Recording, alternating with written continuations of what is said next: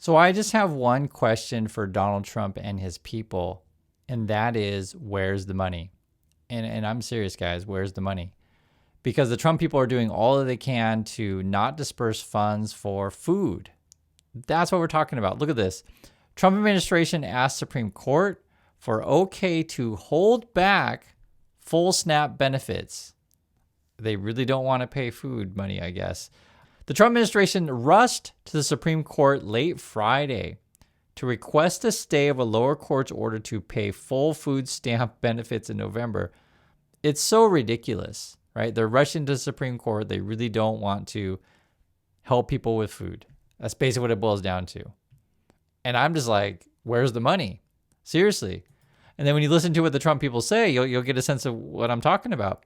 Solicitor General D. John Sawyer, that's one of Trump's people, asked the Supreme Court to grant a stay, quote, by no later than 9:30 p.m. Friday. So they're doing this basically on a weekend. So the administration would not have to make, quote, an irretrievable transfer of billions of dollars by the day's end. This is more what he has to say. Once those billions are out the door, there is no ready mechanism for the government to recover those funds. It's like, what? This is money for food. And the Trump people are just like, well, if we give any money, if the money's out the door, we want to get that money back. It's like, what? And the way that they talk, I'm just thinking, is the money even in the door in the first place? It's like, that's why I said that my first question was like, where's the money? Why are you so, fighting tooth and nail to like not disperse funds? This is so ridiculous. This is what they say. I want to just tell you what they say from the Trump people.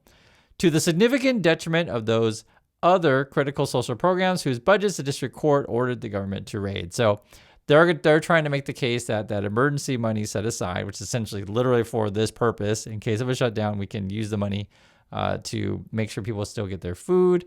The Trump people then delete that language from the website, and then they're pretending like, oh, well, if the billions are out the door, we can't get it back. But that's the point, guys. Like, we're trying to help people with food here. This stuff is so ridiculous. They're doing this late on Friday. The Trump people have done this stuff before. They play these games at, odd hours. This is what Senator Warnock has to say. Courts have ruled multiple times that the Trump administration must fully fund SNAP, yet they're still trying to fight it in court. They're using your tax dollars to try and starve hungry children. I also want you to see more what Warnock has to say regarding the government shutdown and what the offer is on the table. Have a listen.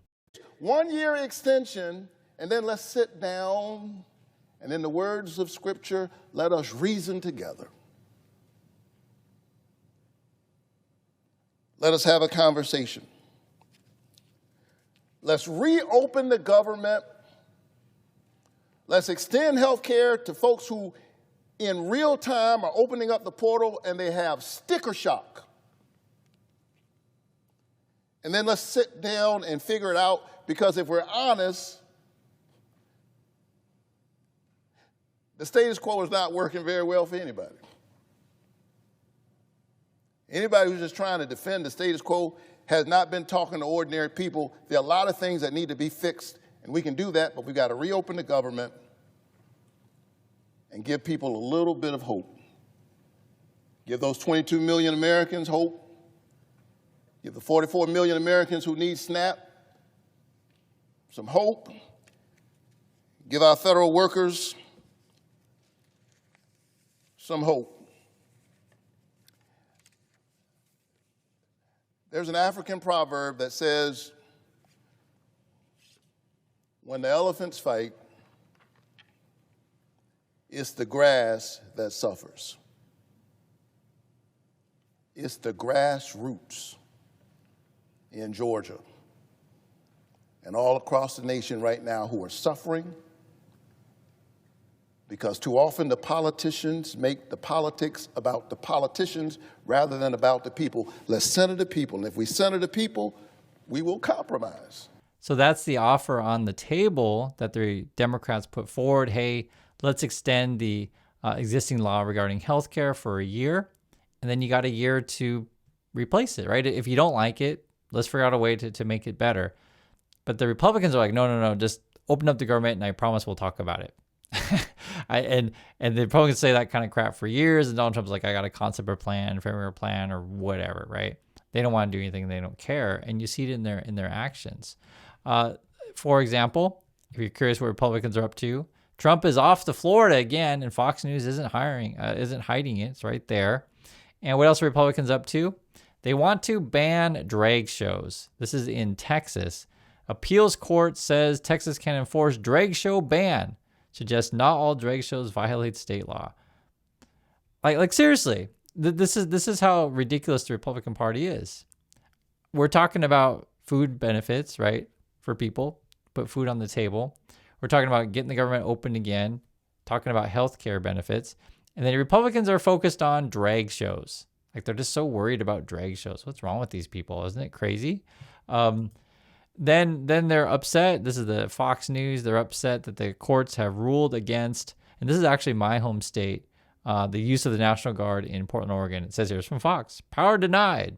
A federal judge on Friday ruled that the Trump administration's attempt to deploy National Guard troops to Portland, Oregon was unconstitutional. And it's weird, like these pictures that Fox News use. It's like, I guess they're celebrating being authoritarianism, right? The whole thing is absolutely insane. And then at the moment, they are meeting, though, in the Senate this weekend, right? And let me read some of the language that they're using, and you'll hear different versions of this. So this is coming from John Kennedy, supposed to be a Republican. And he says here, quote, "What we have here is an intergalactic freak show." Oh, okay. Senator Kennedy then thinks what's going to happen this weekend? Nothing. We're going to be here for a long time. These are very, very different points of view of problem solving. I also want you to have a hear of what Senator Warren has to say. Watch this. I just pulled my friend Gary Peters off the floor of the United States Senate for an emergency press conference.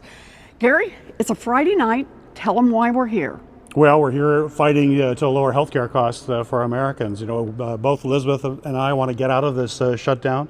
We got to move forward, but we also have to recognize that we've got 24 million Americans who are getting notices right now that their premiums are going to be going up twice, 3 times, simply unaffordable. That means people are going to lose that insurance.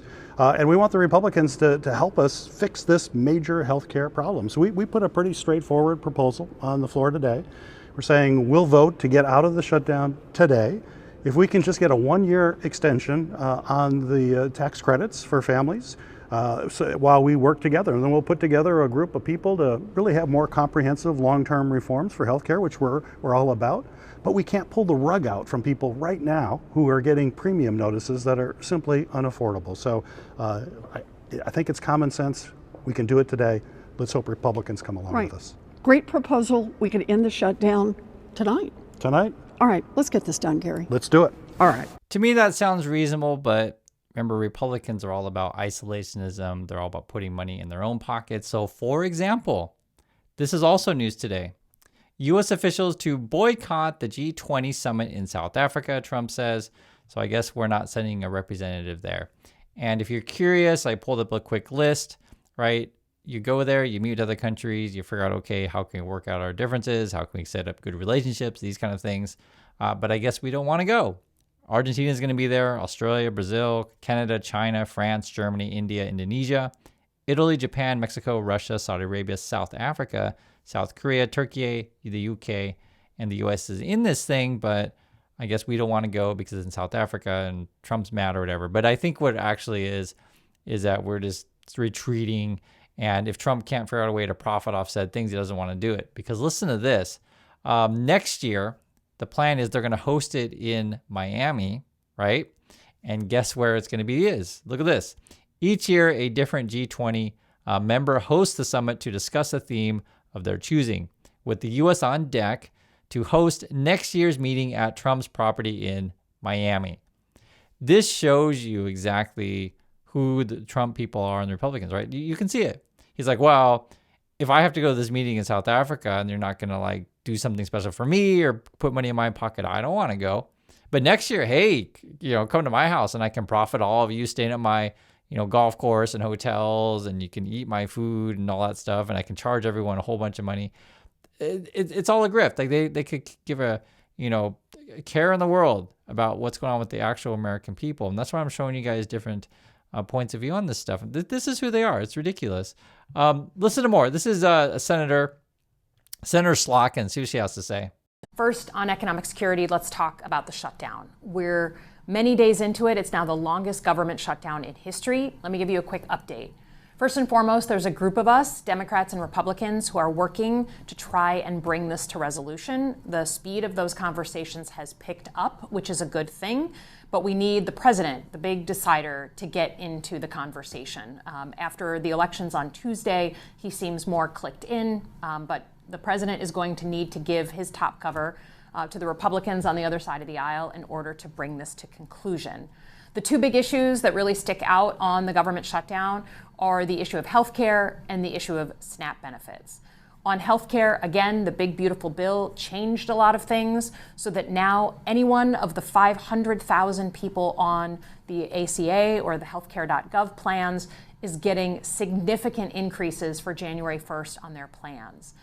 So what we're talking about is some sort of relief for people who are seeing, in some cases, 600% increases in their plans. And I get it. I'm a big girl. I know that the Democrats are in the minority. I'm not going to get everything I want in a deal. I also know that the ACA isn't perfect. Obamacare isn't perfect. And reforms are needed in order to really get us on a sustainable footing. But fighting on behalf of people who are seeing things like 600% increases is something I am insistent on, and those negotiations continue. So that's where we're at right now. It is tough to negotiate with the Republicans because they don't want to negotiate. In fact, they'd rather go golfing and do memes and whatever they're up to and, go attack drag shows. It's like so ridiculous. And it's so obvious the Republicans don't care about regular people. And it's frankly really, really frustrating. But I'm just hoping they're going to come up with something, because I think the more Republican voters that get those letters in the mail that their health premiums are going up and they realize, oh my God, these Republicans are screwing me. I mean, something's got to give. So that's my thoughts on this. I'd like to hear yours. And I'll catch you on the next video.